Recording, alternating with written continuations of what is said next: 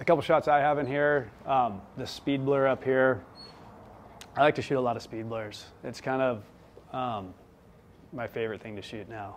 I've shot so much action over the years that it just kind of got boring to me seeing the best surf maneuver, because next week the best surf maneuver is done again, and then the week after that the next one, and it's just this constant chasing your tail thing. And so now I like prefer to just shoot waves and speed blurs and people, and I mean I still shoot guys surfing and ripping, but it's not my preferred thing to do. So this one was actually in Laguna. This is at Aliso. One freezing cold morning, and I was out there, and it's kind of like the weather we've been having now. Like this time of year, super cold, had gloves, the whole thing, but I couldn't press a button with the gloves, so I'm sitting there with one frozen hand, speed blur after speed blur, and I was just really stoked how it came out, and it looks cold, and it was cold, so I was stoked on that. And this other one I have over here, this palm tree one, this is funny because I was on a trip with these, I was on a trip for a client, and I was with the Surf Bunnies. You guys heard of the Surf Bunnies? The Surf Bunnies were two former Playmates or Playboy models, right? So I'm on this trip and I go, hey, if I'm gonna go shoot this trip, I gotta bring my daughter. So I bring my 9-year-old daughter, she brings a friend.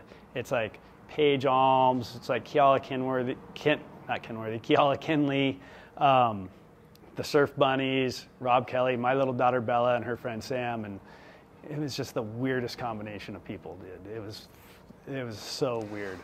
But anyway, this shot, I think I was teaching my daughter how to ride a bike. She'd never ridden a bike before. She's riding a bike. Sam had crashed her scooter into a frickin' palm tree, and I just laid down in this thing and shot this palm tree shot with a fisheye, and I really like how it came out. We've used it for a few different things. It's been on some wallpapers, on some big walls and things like that, but it was just the randomest trip to get this shot, you know?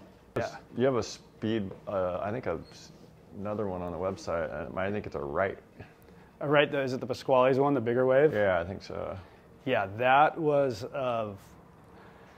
that's one of my favorite shots, actually, just because of how hard it was to get. It was this massive swell. We went down there with Koa Smith, Koa Rothman, and Billy Kemper. And that's when Koa actually got the cover shot on a massive Wright during that swell, which like he almost drowned after that. It was super gnarly. But anyway, the next day we went out and it was glassy all day, which never is down there. And I had the legend Rip, Greg Russ, take me out on the back of skis so I could shoot some empties. And so I started shooting speed blurs of like 15 footers. And I believe that's the one I got that's off the ski, 15-foot wave, and it's one of my favorite ones. It was so hard to get with the motion on the ski, the motion of the ocean, me sitting there trying to stabilize, and the fact that it came out like it did. I was pretty stoked with the results on that one. It's one of my favorite shots. See this thing? Yeah. This thing looks insane, yeah, dude. And it's like a full Where's Waldo type deal. Yeah. But this isn't a drone shot, dude. This is a blimp shot. Yeah, we were in the blimp. I was in the blimp, yeah, right?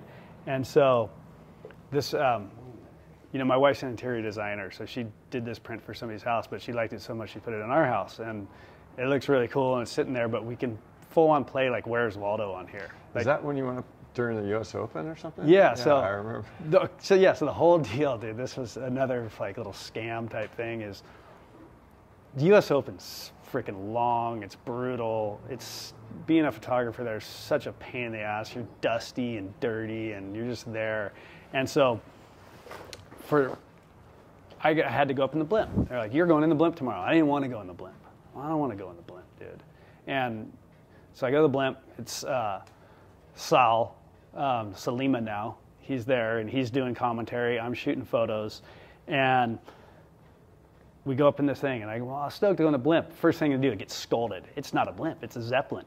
Like the people that drive those things, man, they're real particular about what they call their flying balloon, yeah, right? So it's a freaking Zeppelin, all right? We go up in the Zeppelin, we fly around, And I'm looking down on this scene of chaos and dust and dirt and just borderline misery.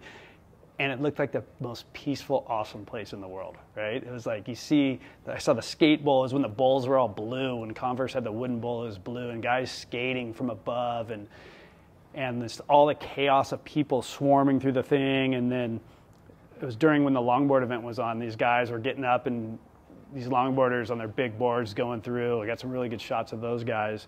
It looked just so peaceful and nice.